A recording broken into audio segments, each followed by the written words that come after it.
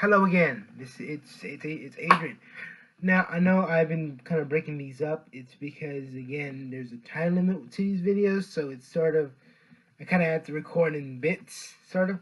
Anyway, let me go and get back to it. 12.8, so about 12.82% of participants were between 40 and 50 years old. Very interesting. Again, it kind of speaks to the fact that UNTD is still in the process of being a non-traditional campus. So, we still have kind of that older demographic. I think the most interesting part about it is one of the most interesting parts about this data is that 2.56% of our participants refuse to give their age. So, I mean, there's even a smaller amount that get for some reason did not want to give their age in any way. So that's again, that just shows you the range of responses that you get when it comes to kind of the questions that we asked and sort of just how interesting sort of the age range you get when you do these kinds of experiments.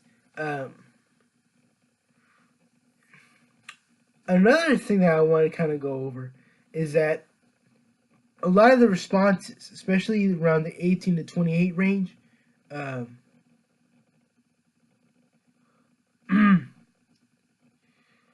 where a lot of them were participants in our experience.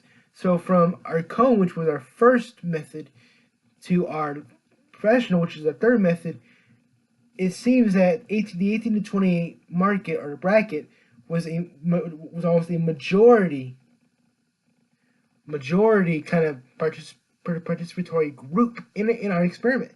It's very interesting. You noticed a lot of young people, and of course you have a small percentage who kind of the older demographic, 29 to 39, 40 to 50, and then you have. I feel it's kind of interesting, and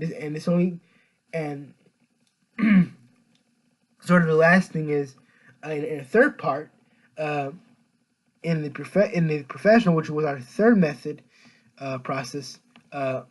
This was the only one place where number of people refused to provide their age. So very interesting. All right. All right. So now I'm on to overall compliance results. This is basically now I can't show this, but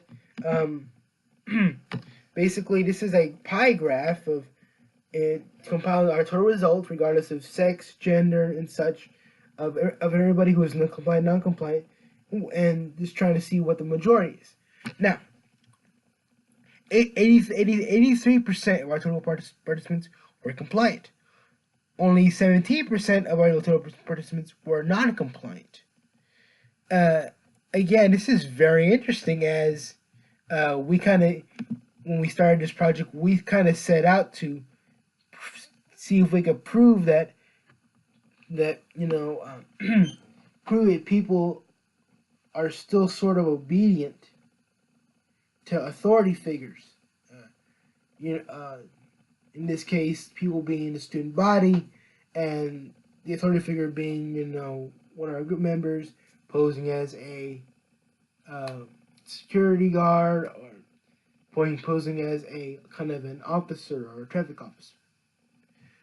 So again, 83% compared to 70%, it kind of shows that even though there were notable instances, as I say before, of individuals kind of just disregarding the cone, or the authority figure, or the cone and authority figure in the vest.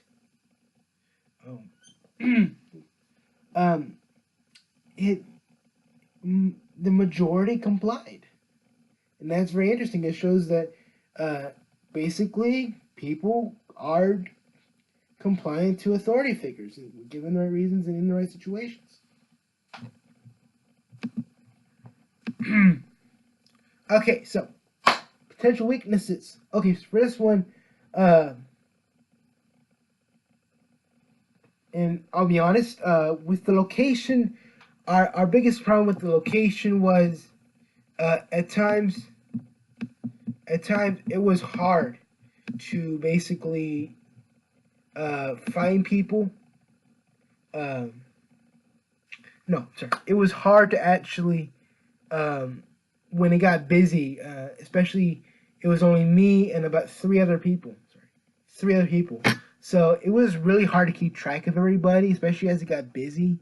Um, and it was just sort of craziness.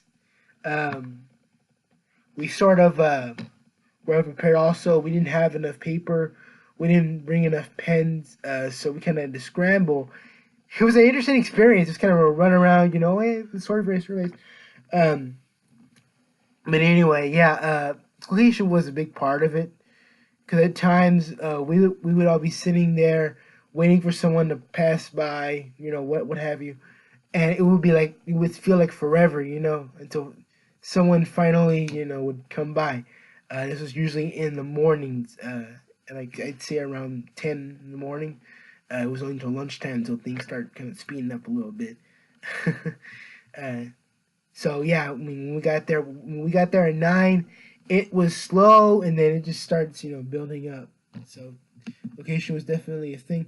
Time. Oh yeah, definitely time. Because again, like I said, around 10:30 or so, it kind of dried out the flow of traffic. So it was kind of hard to find people. It was kind of frustrating because we're out there in the cold, and it was so maybe if we were to do this, maybe choose a better time.